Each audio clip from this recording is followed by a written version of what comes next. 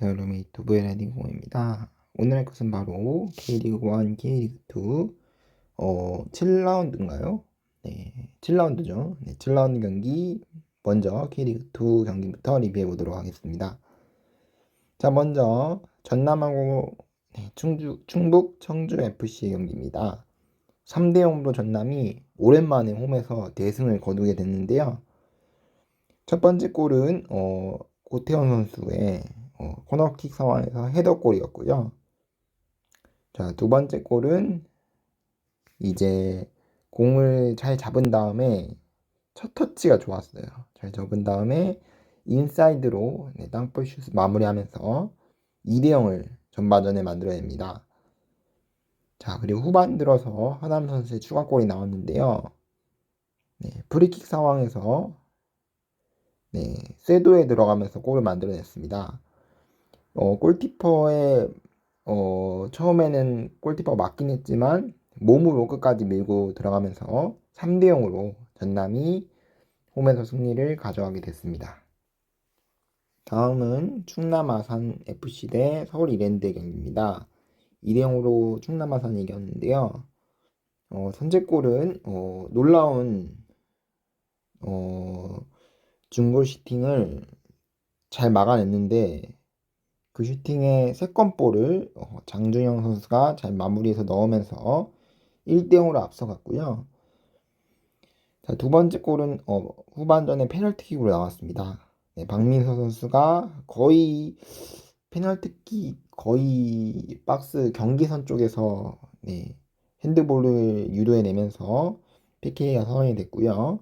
김강호 선수가 마무리하면서 경기는 2대 0으로 승리를 아산 쪽이 거두게 됐습니다.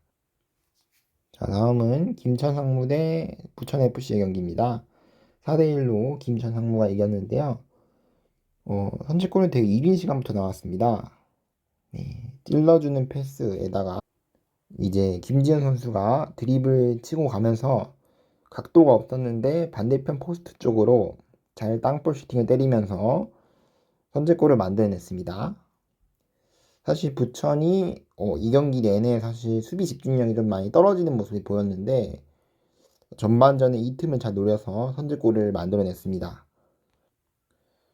그리고 이 다음 장면에서 되게 결정적인 찬스가 하나 있었는데 부천이 골키퍼가 아주 결정적인 실수를 했어요. 그래서 골키퍼랑 완전 1대1 상황이었는데 그 찬스를 아쉽게 김천이 놓쳤습니다.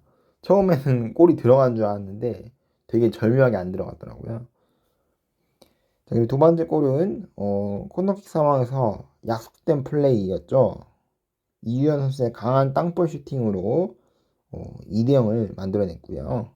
아니 뭐냐 그 이유현 선수가 아니라 저 누구냐 타카나시 선수죠. 부천의 타카나시 선수의 골로 동점을 만들어냈고요. 하지만 후반전에 김천이 순식간에 엄청 몰아쳤습니다.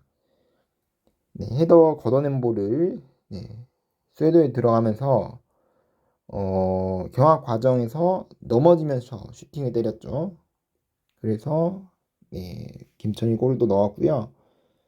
자, 이어서 김천의 세 번째 골은 놀라웠습니다. 완벽한 티키타카. 이게 김천의 축구다라는 것을 보여줬고 마지막에 중거리 슈팅까지 그렇게 3대 1을 만들어냈습니다. 그리고 마지막 권창훈 선수의 골은 좀 놀라운 골이었는데 코너킥 골을 약속된 장면인 것 같은데 반대쪽 포스트 쪽으로 길게 패스 준 볼을 권창훈 선수가 발리로 원바운드 발리로 원바운드 발리라는 게 날라오는 공을 발리로 차긴 했는데 그 볼이 원바운드로 튀면서 골대로 들어갔습니다. 바운드가 워낙 높게 튀었기 때문에 골키퍼도 사실 막기 힘든 볼이고 그냥 권창훈 선수가 잘 찼다. 그리고 코너킥 준 선수가 잘 줬다라고 밖에 설명할 수 없을 것 같습니다. 자, 그렇게 김천이 4대 1로 이기게 됐고요. 부산하고 경남의 경기는 0대 0 무승부로 끝났습니다. 양 팀 다 서로 주고받는 공격 찬스를 다 놓치면서 양팀 승점 1점을 나누어 갖게 됐습니다. 자, 다음은 일요일 경기입니다. 성남FC 대 천안시청의 경기인데요. 천안CTFC죠. 자, 선제골은 후반전에 성남 쪽에서 나왔습니다. 이제 정한민 선수가 중앙으로 이동해 가면서 드리블로, 그리고 오른발로 먼 거리 원더골을 내렸죠. 네, 워낙에 잘 때린 슈팅이어서 빨래줄처럼 골키퍼도 제대로 막지 못하면서 들어가게 됐고요. 두 번째 골도 역시나 엄청 원더골이었는데 진짜 거의 아까 정황림 선수의 골보다 더 먼 거리에서 오른발로 중거 슈팅을 때리면서 기가 막히게 들어가게 됐습니다. 이 원더골 두 방으로 성남이 홈에서 승점 3점을 얻게 됐습니다. 자, 그리고 마지막 경기입니다. 안산 그리너스 대 김포 FC의 경기입니다. 펠레 스코어로 2대3 김포가 원정에서 승리를 거두게 됐습니다. 먼저 김포가 3골을 넣었는데 막판에 안산이 2골을 따라가는 그런 경기였고요. 선제골은 101인 시간에 나왔죠. 제대로 걷어내지 못한 볼을 땅볼 강한 슈팅으로 골키퍼도 반응하지 못할 골을 만들어냈습니다. 그리고 두 번째 골은 밖으로 나가는 볼을 거의 크로스하기 힘들어 보였는데 스텝이 꼬이지 않고 크로스 올렸고 쇄도에 들어가면서 서재민 선수의 골로 2대0을 만들어냈습니다. 그리고 세 번째 골은 루이스 선수의 오른발 슈팅이었죠. 그걸로 3대0까지 만들어냈고요. 하지만 후반전에 잘못하면은 동점까지 내줄 뻔했습니다. 첫 번째 골은 안산의 첫 번째 골은 코너킥 상황에서 헤더골이었고요. 두 번째 골은 왼발 슈팅이 골키퍼 손 맞고 들어갔죠. 자, 하지만 추가골이 나오지 않으면서 결국에 김포가 승리를 거두게 됐습니다. 자, 다음은 K리그 1 경기인데요. 수원하고 제주 경기 2대3으로 제주가 이겼습니다. 일단 경기에 앞서서 사실 수원 삼성이 최근에 분위기가 안 좋았기 때문에 전북처럼 전주성처럼 빅버드도 사실 응원을 팬들이 많이 안 했었는데 오늘 경기 들어서 처음으로 다시 응원가가 돌아왔고요. 대신에 중계화면을 보신 분은 아시겠지만 응원 걸개가 거꾸로 걸려 있더라고요. 그렇게 하면서 아직까지는 100% 정상화되지 않은 상태로 경기를 치르게 됐습니다. 선제골은 1인 시간에 수원 쪽에서 먼저 나왔습니다. 슈팅이 이제 골키퍼 맞고 세컨볼을 바사니 선수가 위로 차면서 골대에 넣었죠. 1대0을 만들어냈고요. 두 번째 골은 이제 컵백을 내준 상황에서 쇄도에 들어가면서 제주가 동점골을 만들어냅니다. 자, 이어서 오히려 수원이 더 홈경기에서 밀리게 되는데요. 제주한테 헤더로 밀어넣기, 이제 뒤로 빠진 볼을 강한 헤더로 넣으면서 이제 골을 내주게 됐고, 네 번째 골도 이제 헤이스 선수한테 PK를 내주게 됐는데 안태현 선수의 놀라운 투지로 한 발자국 더 뛰는 그런 움직임으로 PK를 유도해낸 게 결정적이었습니다. 마지막 골은 이제 데뷔골이었는데 아쉽게 수원이 추가 득점을 내지 못하면서 웃으면서 끝낼 수 없었습니다. 결국에 마지막까지 점수가 안 나오면서 수원은 홈에서 2대3이라는 패배를 경험하게 되면서 올 시즌에 7경기 연속 무패랜다. 그 뭐라고 하지? 무승이죠, 무승 기록을 이어가게 됐습니다. 전체적으로 수원의 몸 움직임이 좀 둔해 보였어요, 사실. 골 점수 차는 한 골밖에 차이가 안 났지만 전체적으로 수원이 좀 몸 움직임이 좀 많이 둔해 보이는 그런 움직임이 보여줬고요. 근데 이기재 선수는 진짜 차이를 만드는 선수인 것 같아요. 제가 생각이 든 게 수원 선수들 몸 움직임이 전체적으로 좀 정적이었는데 이기재 선수는 좀 이 선수는 좀 다르다. 크로스 올리는 걸 보면은 되게 창의적으로 어떻게 이런 크로스를 올리지? 단순히 잘 올렸다기보단 좀 센스가 있다. 네, 좀 그런 생각이 들었어요.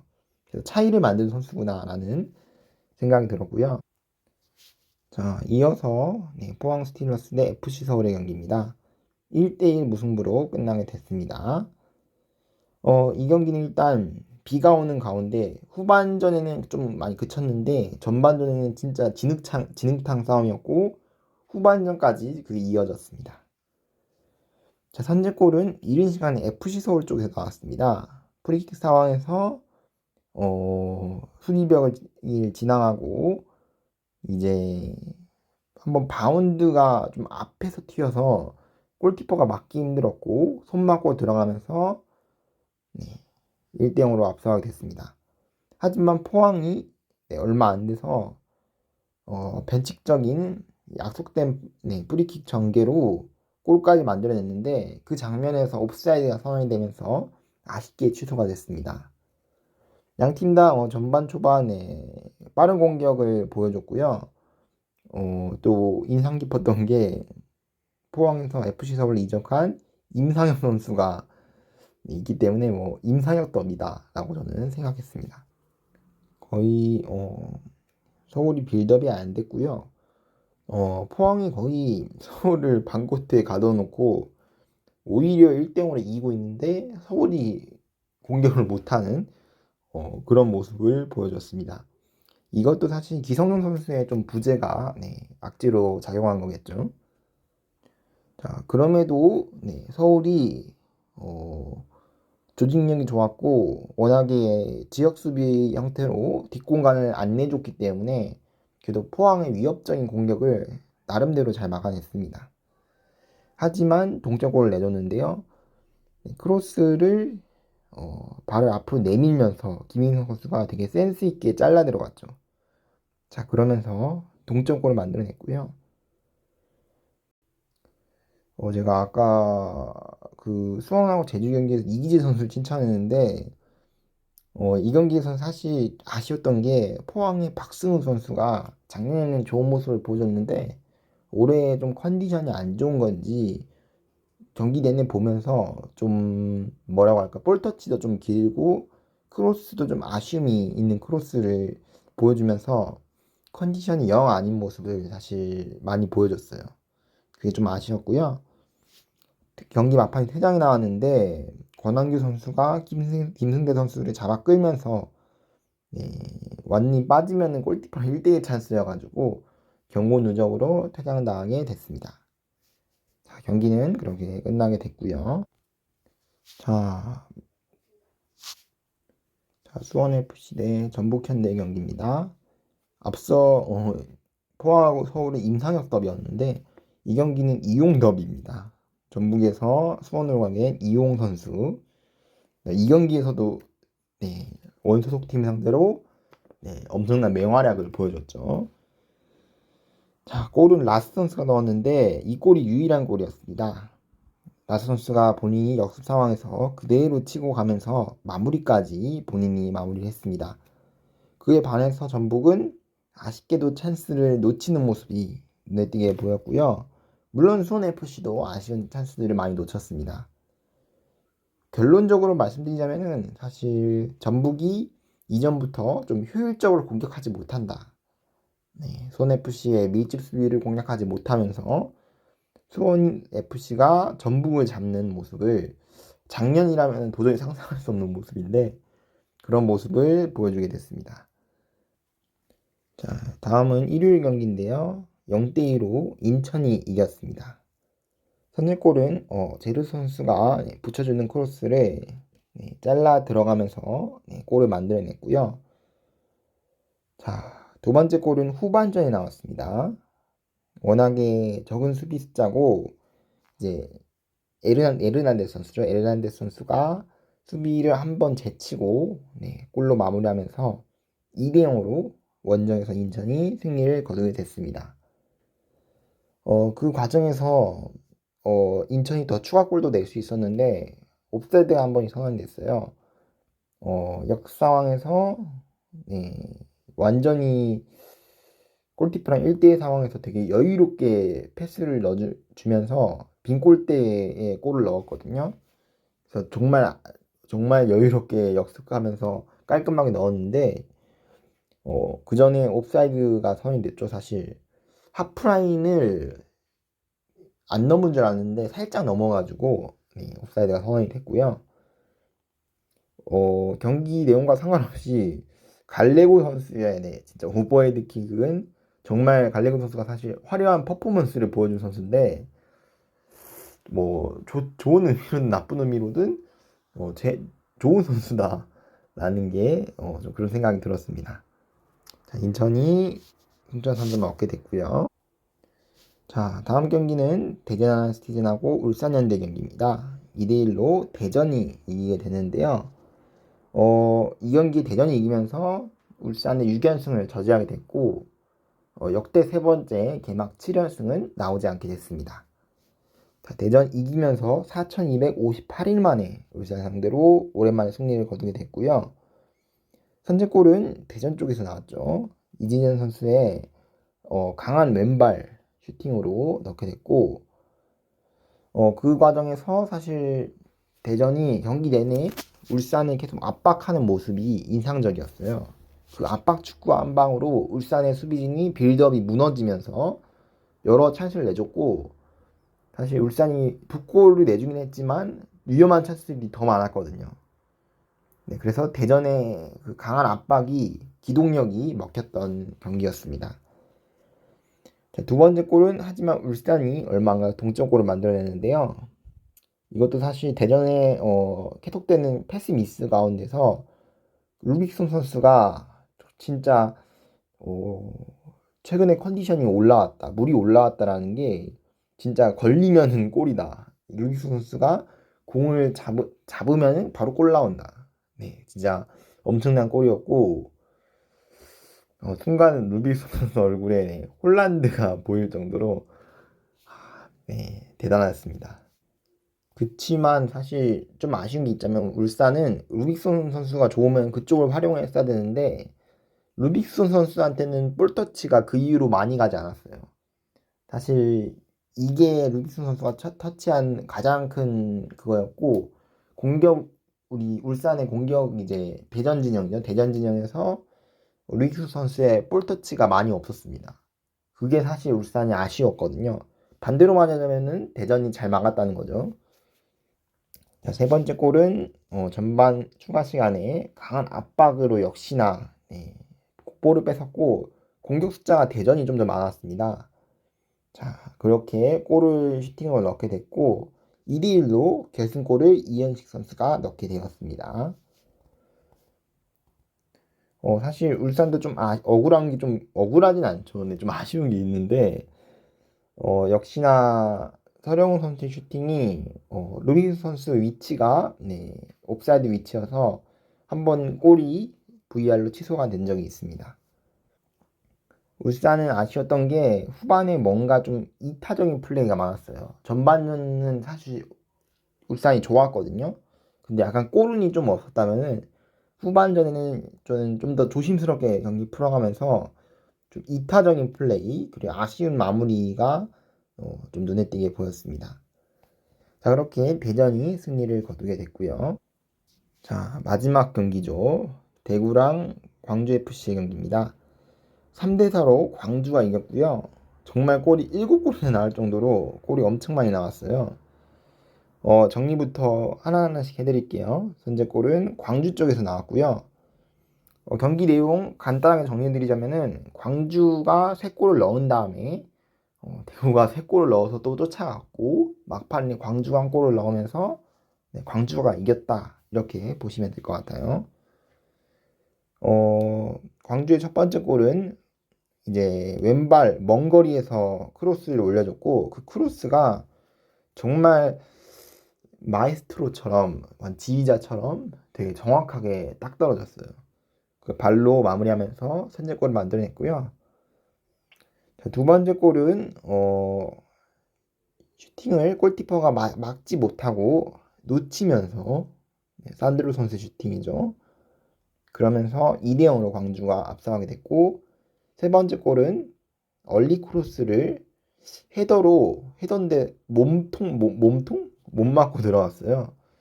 네, 그 골키퍼가 손으로 걷어내려고 했는데 못하면서 3대 0으로 가게 됐습니다.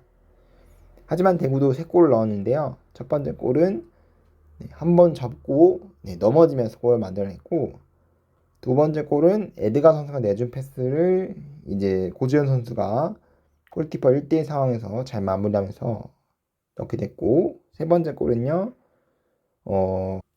에드가 선수의 에드가 선수 크로스를 에드가 선수의 슈팅에 에드가 선수가 때렸는데 골키퍼 맞고 나온 세컨볼을 이제 스즈키 케이타 선수가 마무리하면서 3대3 그렇게 대구가 분위기가 막 올라오면서 역전도 가능하겠다라고 생각했는데 아닌가 다를까 결국에 광주가 피니쉬를 찍게 됐는데 크로스를 발리로 마무리하면서 결국에 광주가 승리를 거두게 됐습니다.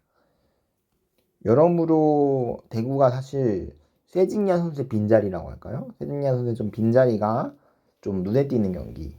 물론 대구가 막판에 동점까지 진념을 만들어내긴 했지만 크게 지는 것보다는 이렇게 끝까지 진념을 만들어내는 게 중요한데 역시나 좀 세징야 선수의 빈자리와 그 광주의 그 닭공이라고 해야 할까요? 공격 축구가 좀 눈에 띄게 띄었습니다.